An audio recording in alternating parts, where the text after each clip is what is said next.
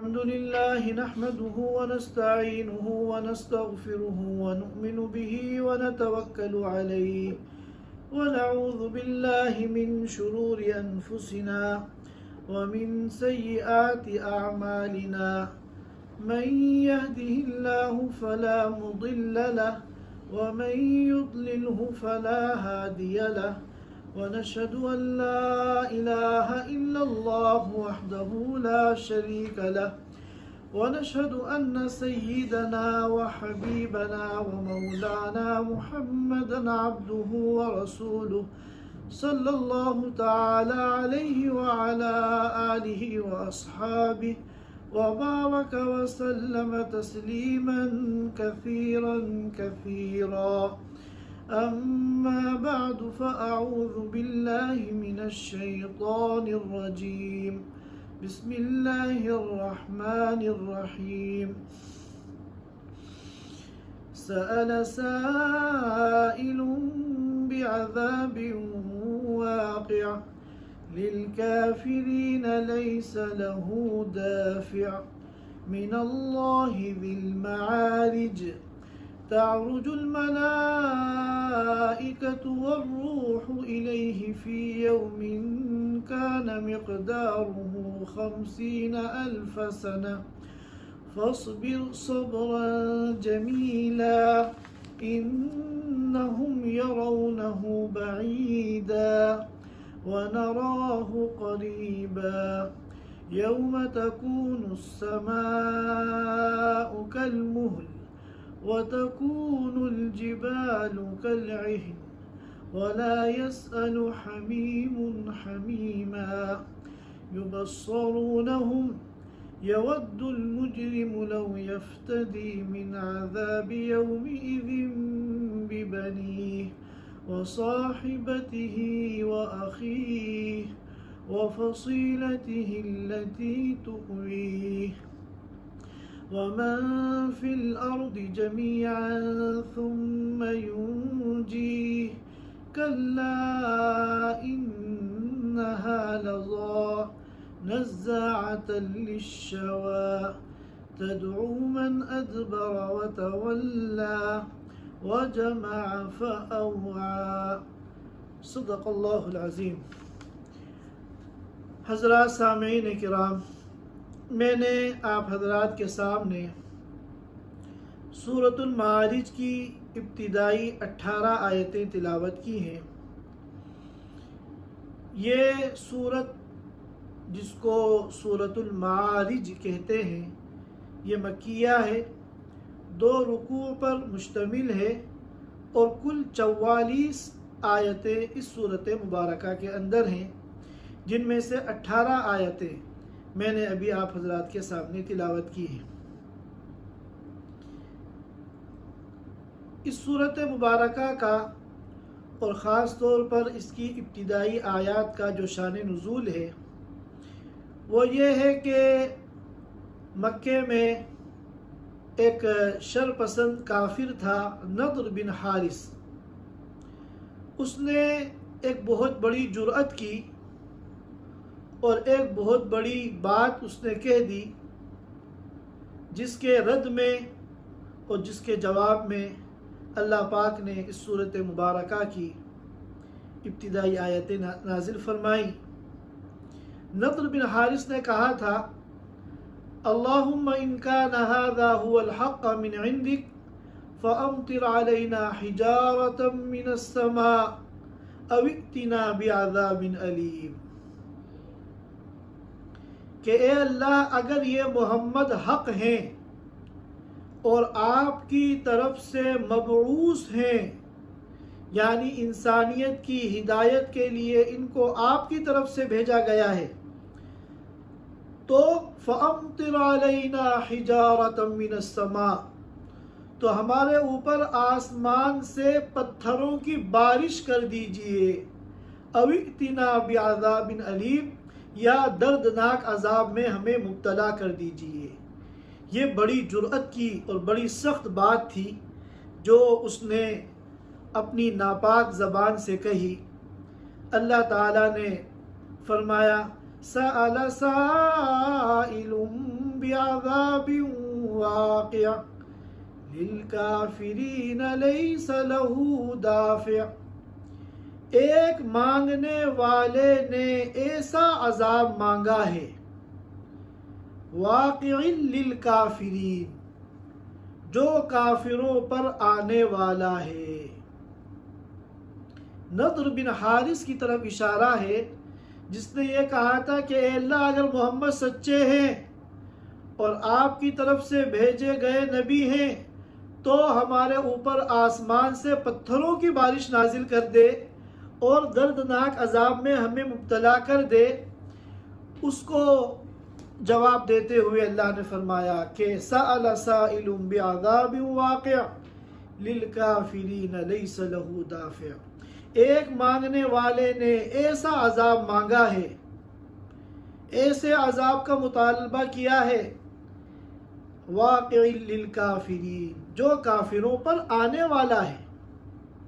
کبھی تو وہ عذاب اللہ تعالیٰ دنیا میں دیتے ہیں، کبھی وہ عذاب آخرت میں دیتے ہیں، کبھی دنیا میں بھی دیتے ہیں اور آخرت میں بھی دیتے ہیں۔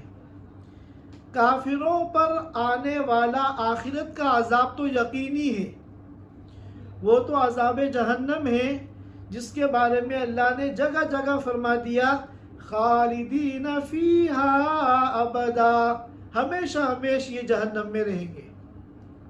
لیکن دنیا میں کافروں پر کبھی عذاب آتا ہے، کبھی نہیں آتا۔ کب آتا ہے کب نہیں آتا، یہ اللہ کی مصلحت کے اوپر موقوف ہے۔ اللہ تعالیٰ کی مصلحت اور منشا اگر یہ ہوتی ہے کہ عذاب دنیا میں آنا چاہیے تو اللہ تعالیٰ دنیا میں بھی عذاب نازل فرماتے ہیں، ورنہ بعض مرتبہ ایسا ہوتا ہے کہ یہ کافر اور یہ اللہ کے نافرمان دنیا میں موج مستی کر کے مزے کر کے اس دنیا سے چلے جاتے ہیں، دنیا میں ان کی کوئی پکڑ نہیں ہوتی۔ اس کے بعد فرما رہے ہیں لیس لہ دافع، اس نے اپنی ناپاک اور انتہائی جری زبان سے جو عذاب مانگا ہے، یہ کوئی کھیل و تماشا نہیں ہے۔ لیس لہ دافع، اس عذاب کو ٹالنے والا اور اس عذاب کو روکنے والا کوئی نہیں ہے۔ کیوں؟ کیونکہ وہ عذاب کس کی طرف سے ہے؟ من اللہ ذی المعارج، وہ عذاب اس اللہ کی طرف سے ہے جو آسمانوں کا مالک ہے۔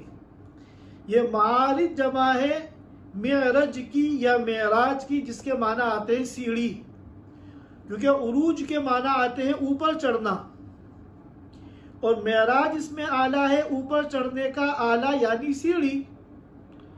مفسرین کرام نے فرمایا کہ یہاں مراد آسمان ہے، کیونکہ جس طرح سیڑھی کے درجات تلے اوپر ہوتے ہیں، اسی طرح یہ آسمان بھی تلے اوپر ہے۔ تعرج الملائکۃ والروح الیہ فی یوم، فرشتے اور فرشتوں کے سردار روح الامین یعنی جبریل امین علیہ السلام، وہ ان آسمانوں پہ، ان سیڑھیوں پہ چڑھتے ہیں، فی یومن، ایسے دن میں، کان مقدارہ 50,000 سنہ، کہ جس کی مقدار 50,000 سال کے برابر ہے۔ ظاہر ہے کہ اس دن سے مراد جو ہے وہ قیامت کا دن ہے۔ قیامت کے دن یہ کتنا لمبا ہوگا،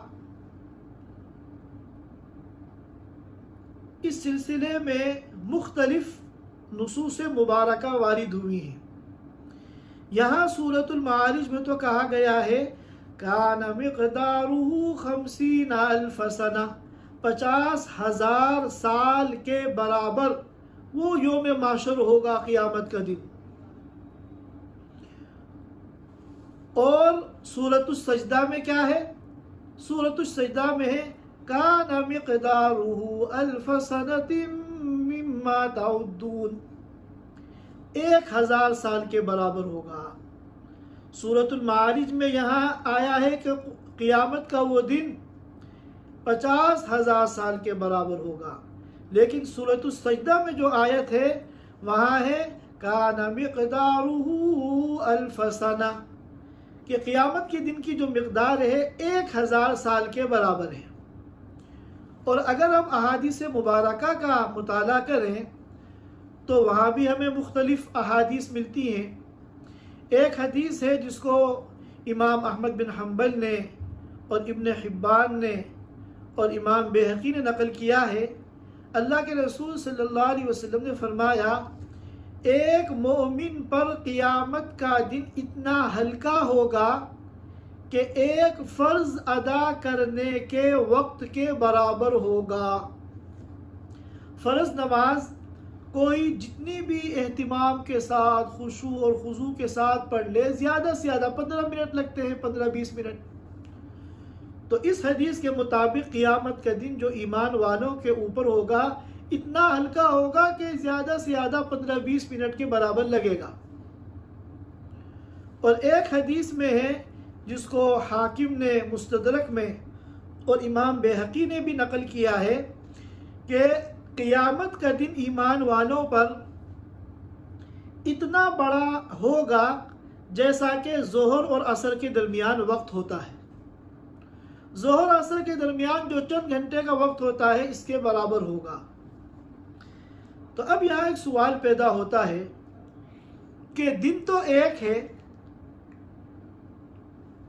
جس کی ایک ہی مقدار ہو سکتی ہے، تو کہیں تو کہا جا رہا ہے کہ 50,000 سال کے برابر یہ دن ہوگا، کہیں کہا جا رہا ہے کہ 1000 سال کے برابر یہ دن ہوگا، کہیں کہا جا رہا ہے کہ ظہر عصر کے درمیان جو وقت ہوتا ہے اتنی دیر کا یہ دن ہوگا، اور کہیں جاتا ہے کہ کہا جاتا ہے کہ ایک فرض نماز جتنی دیر میں ادا کی جاتی ہے اتنی دیر کے بقدر یہ دن ہوگا۔ تو اب ہم 50,000 سال کے برابر مانیں، 1000 سال کے برابر مانیں، ایک فرض نماز کے وقت کے برابر مانیں، یا ظہر عصر کے درمیان کا جو وقت ہے اس کے برابر اس دن کو مانیں، کس کو مانیں؟ تو اس کا جواب یہ ہے کہ دن تو اس کی مقدار تو ایک ہی ہوگی، لیکن افراد کے اعتبار سے وہ کم زیادہ محسوس ہوگا، کم اور زیادہ لگے گا۔ اب مثال کے طور پر اگر ایک دن جو 24 گھنٹے کا ہوتا ہے تو 24 گھنٹے کے بقدر ایک دن جو محسوس ہوتا ہے یہ ایک نارمل کنڈیشن ہے۔ لیکن اگر کسی دن کوئی آدمی بہت پریشان ہے، ٹینشن میں ہے، اور اس کے اوپر مصیبتوں کے پہاڑ ٹوٹے ہوئے ہیں، تو وہ دن اس کا گزرنا مشکل ہو جاتا ہے۔ کہتے ہیں کہ وہ دن مجھے سال کے برابر لگتا ہے، ختم ہی نہیں ہو کے دیتا۔ اور اسی طرح جس دن انسان خوب راحت محسوس کرتا ہے، فرحت محسوس کرتا ہے، وہ خوشحال ہوتا ہے، مزے میں ہوتا ہے، تو اس دن کا پتہ ہی نہیں چلتا وہ کب نکل گیا۔ چنانچہ ہمارے بہت سے دوست احباب جو کئی سالوں کے بعد اپنے ملک میں جاتے ہیں، بیوی بچوں کے پاس وقت گزارتے ہیں، اور 2 مہینے کی 3 مہینے کی چھٹی لے کے جاتے ہیں کئی سال کے بعد، تو وہ آ کے کہتے ہیں کہ 2-3 مہینے ایسے گزر گئے جیسے 2-3 دن، پتہ ہی نہیں چلا۔ تو وقت کا زیادہ محسوس ہونا یہ پریشانی کی علامت ہے، اور وقت کا جلدی گزر جانا یہ خوشیوں کی علامت ہے۔ تو کہیں 50,000، کہیں 1,000، اور کہیں اس کے علاوہ جو اوقات بیان کیے گئے ہیں وہ انسانوں کے افراد کے اعتبار سے، جو کافر ہیں اور ان کی زندگی کفر میں اور گناہوں میں ڈوبی ہوئی ہے، اور انہوں نے اللہ کی نافرمانی اور اللہ کی سرکشی میں سارے ریکارڈ توڑ دیے، ان کو تو یہ دن 50,000 سال کے برابر لگے گا، ختم ہی نہیں ہو کے دے گا۔ اتنا بھاری ہوگا یہ قیامت کا دن، محشر کا یہ دن، کہ لوگ یہ تمنا کریں گے کہ اللہ تو ہمیں ہلاک کر دے مگر کسی طرح یہ وقت کٹ جائے، کسی طرح یہ وقت گزر جائے۔ اور حساب و کتاب کا جو انتظار ہو رہا ہے کسی طرح یہ حساب و کتاب ہو جائے. اور جو کافر ہیں مگر ان کے گناہ اور ان کی سرکشی زیادہ نہیں ہے، کم ہے، ان کو 1000 سال کے برابر لگے گا. پھر ایمان والوں میں جو کمزور ایمان والے ہیں، اعمال صالحہ ان کے بہت زیادہ نہیں ہیں، ان کو ظہر اور عصر کے درمیان کا جو وقت ہے اس کے برابر لگے گا. اور جو اللہ والے ہیں، بزرگان دین ہیں، ان کی پوری زندگی ایمان اور اعمال صالحہ میں گزری ہے، تو ان کو بالکل ایک فرض نماز کے پڑھنے میں جتنا وقت لگتا ہے اتنا وہ پورا دن محسوس ہوگا. اس کے بعد فرماتے ہیں اللہ تعالیٰ فَاصْبِرْ صَبْرًا جَمِيلًا، اے نبی آپ خوبصورت طریقے سے صبر کیجئے. دیکھیے اگر آپ پہ کوئی ظلم کرتا ہے اور آپ پر ظلم کرنے کے باوجود اس کا کوئی نقصان نہیں ہوتا تو آپ پہ صبر کرنا بڑا مشکل ہوتا ہے. لیکن اگر آپ کو پتہ چل جائے کہ اس کے خلاف مقدمہ درج ہو گیا ہے اور حکومت اور پولیس اس کو گرفتار کر کے جیل میں ڈالنے والی ہے اور 10 سال کی اور 15 سال کی اس کو سزا ہونے والی ہے، تو پھر آپ کا دل ٹھنڈا ہو جاتا ہے، صبر کرنا آسان ہو جاتا ہے. تو اللہ تعالیٰ نے حضور سے فرمایا کہ یہ لوگ جو آپ کو پریشان کرتے ہیں، آپ کو تکلیفیں پہنچاتے ہیں، آپ پر اور آپ کے نہتے اصحاب پر ظلم کے پہاڑ توڑتے ہیں، آپ اس پر صبر کیجئے، کیونکہ ان کو عذاب سے اور اللہ کی پکڑ سے بچانے والا کوئی نہیں ہے. یہ جتنا آپ کو ستا رہے ہیں اس کی سزا یہ بھگتیں گے اور اپنے انجام کو یہ پہنچیں گے، لہذا آپ صبر کیجئے. صبر بھی کیسا؟ صبر جمیل. صبر جمیل کسے کہتے ہیں؟ ایک صبر تو ہوتا ہے کہ آپ جزا فضا نہیں کر رہے ہیں، کسی کے تکلیف دینے پر آپ جزا فضا نہیں کر رہے ہیں، آپا نہیں پیٹ رہے ہیں، انتقامی کارروائی نہیں کر رہے ہیں، تو یہ بھی ایک صبر ہے. لیکن زبان سے آپ شکایت ضرور کرتے ہیں، شکوہ شکایت. تو شکوہ شکایت کا زبان پر لانا مگر جزا فضا سے انتقام سے بچنا یہ بھی صبر ہے. لیکن صبر جمیل یہ صبر کا اعلیٰ درجہ ہے کہ آدمی ایسا صبر کا پہاڑ بن جائے کہ حرف شکایت بھی زبان پر نہ لائے. یہ ہے صبر جمیل.